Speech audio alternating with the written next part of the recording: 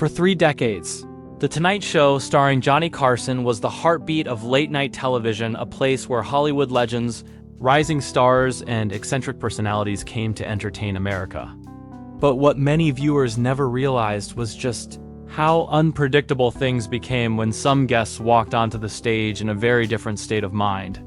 Behind the laughter, applause, and smooth interview flow, Johnny often found himself face-to-face with guests who were, quite clearly, not sober. Carson was a master of improvisation. But even he couldn't hide his shock when a guest slurred their words, rambled off-script, forgot they were on live TV, or burst into uncontrollable laughter. Some stumbled onto the set. Others delivered answers that made no sense at all. And a few gave performances so chaotic that NBC executives reportedly hovered backstage, terrified about what might happen next. From beloved musicians who arrived more relaxed than usual, to actors who couldn't stop giggling, to comedians who admitted years later that they were totally gone. These unforgettable appearances became part of late-night legend. Tonight, we're revisiting the 7 most unbelievably high guests Johnny Carson ever had. The moments that shocked the audience, challenged Carson's legendary composure, and created some of the wildest, strangest interviews in talk show history. Johnny Carson had seen just about everything during his legendary run on The Tonight Show. From unpredictable comedians to eccentric actors, he had mastered the art of staying cool under pressure. But there was one guest who arrived in such an unexpectedly altered state that even Johnny, known for his steady composure, momentarily froze. This appearance has since become one of the most talked about moments in late-night history. Not because of anger or scandal, but because the entire interview drifted into a strange, slow-motion comedy of confusion. The moment the guest stepped onto the stage, the audience sensed something was off. His walk was unusually loose, his grin far wider than normal, and his eyes unfocused, yet strangely cheerful. The studio lights hit him, and instead of greeting the crowd with a wave, he stood still for a few seconds, almost mesmerized by the brightness. Johnny, who always greeted guests with a handshake and a quip, paused just long enough for viewers at home to realize he knew something wasn't right. When the interview began, Johnny tried to ease into a casual conversation, but the guest didn't respond in the way anyone expected. Simple questions turned into rambling answers that felt like long detours to nowhere. The guest would begin a sentence, stop halfway, chuckle to himself, then suddenly shift into a completely unrelated story. The audience began laughing, unsure whether they were witnessing a comedy bit or something entirely unplanned. Johnny leaned back in his chair, tapping his pencil as he tried to figure out how to steer the moment back to familiar territory. At times, he repeated questions, hoping the guests would snap into focus.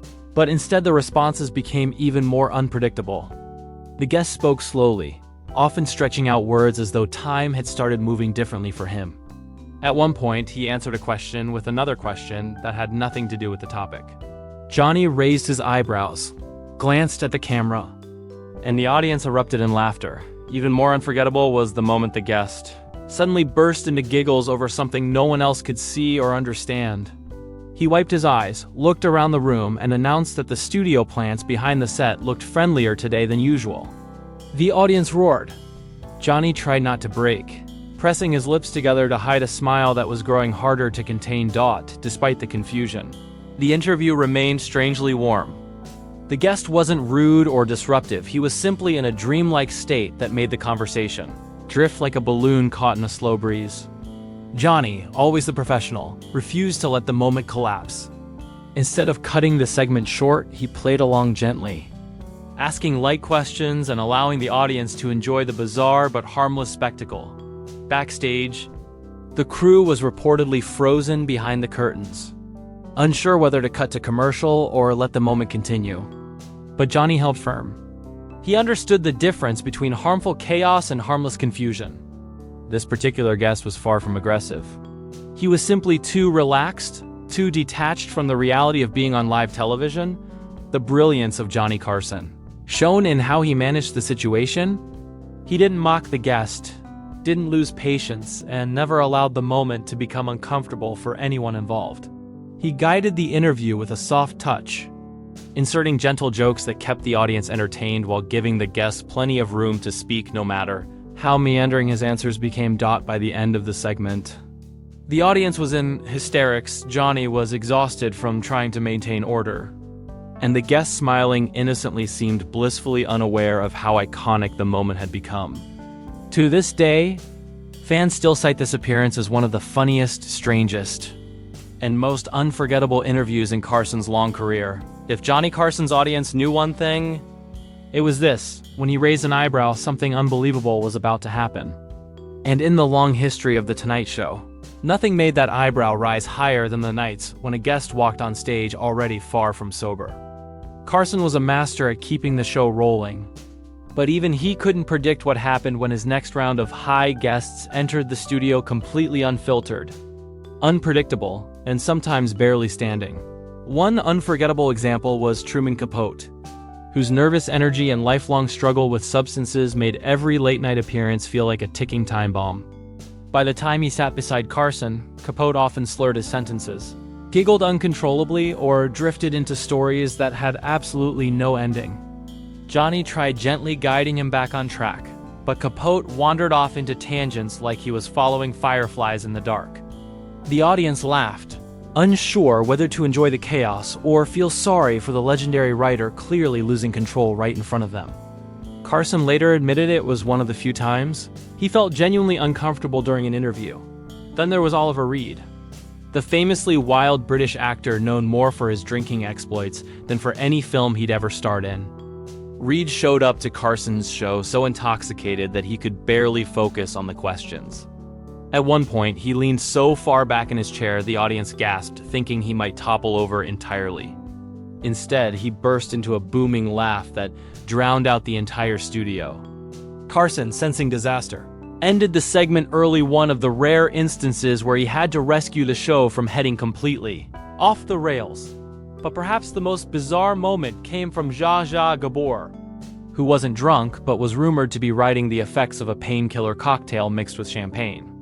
She kept interrupting Carson, mispronouncing his name and gently touching his face as if she were checking whether he was real. Carson, trying to maintain composure, simply stared at the camera as the audience erupted.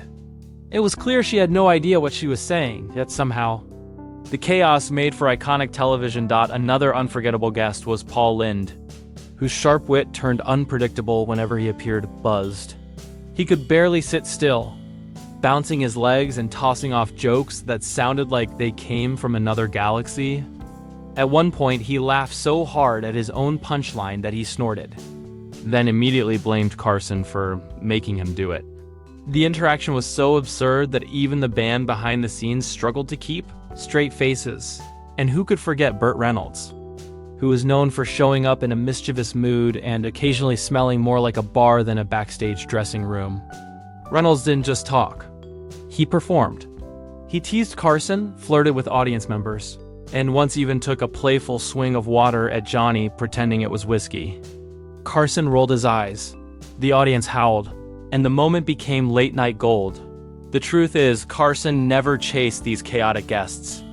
They arrived on their own terms, bringing their unpredictable energy with them. But Johnny had an incredible gift. No matter how wild things got, he found a way to keep the show funny, classy, and entertaining. He didn't shame the guests or exploit their mistakes. He simply let the live moment breathe, trusting the audience to enjoy the madness. Yet behind the laughter was something more serious. Carson often spoke privately about how these appearances worried him. He knew some of these celebrities were spiraling and the world was watching it unfold on national television. He cared deeply but understood he could only do so much. Still, thanks to his steady presence and flawless comedic timing, even the most out-of-control guests ended up creating some of the most unforgettable moments in TV history. These were the nights that proved The Tonight Show was unlike anything else on television, unscripted, raw and completely real. While Johnny Carson was celebrated for his cool, composed demeanor, there were a few nights on The Tonight Show when even he couldn't steer the ship. These weren't just strange interviews, they were full-on derailments brought on by guests who were clearly under the influence and completely detached from reality. And what made these moments legendary was that Carson, the most polished host on television, was suddenly thrown into situations where no amount of professionalism could save him. One of the most jaw-dropping examples was Robin Williams in his early days. Although not high in the traditional sense, Williams was so hyperactive and unfiltered that people often joked he didn't need substances. His brain was its own wild cocktail. The moment he hit the stage, he moved nonstop, making voices, climbing on furniture, and interacting with the audience like he was performing at a comedy club rather than a calm talk show. Carson was left blinking, speechless, trying to get a question in edgewise. At one point, Johnny leaned back and simply let Robin burn off his comedic energy. Though Williams wasn't intoxicated, his unpredictable energy made the episode feel like pure, chaotic electricity. But not every moment was harmless fun. Ringo Starr, appearing during one of his rougher periods, sat down beside Johnny looking relaxed, maybe too relaxed. His answers were slow and meandering, drifting off into stories that barely made sense. He giggled at his own half-finished sentences, leaving Carson staring at him like he was trying to decode another language. At one point, Starr paused, forgot what he was talking about, and leaned toward Johnny asking, "What was the question again?" The audience loved it, but Carson's tight smile said everything. This was a moment he could only write out, not control. Even more chaotic was the night Shelley Winters returned to the show. Winters was known for her dramatic flair, but one particular appearance had her behaving so unpredictably that the audience wasn't sure whether to laugh or gasp. She interrupted Carson, lectured him mid-show, and at one point grabbed his tie with absolutely no warning.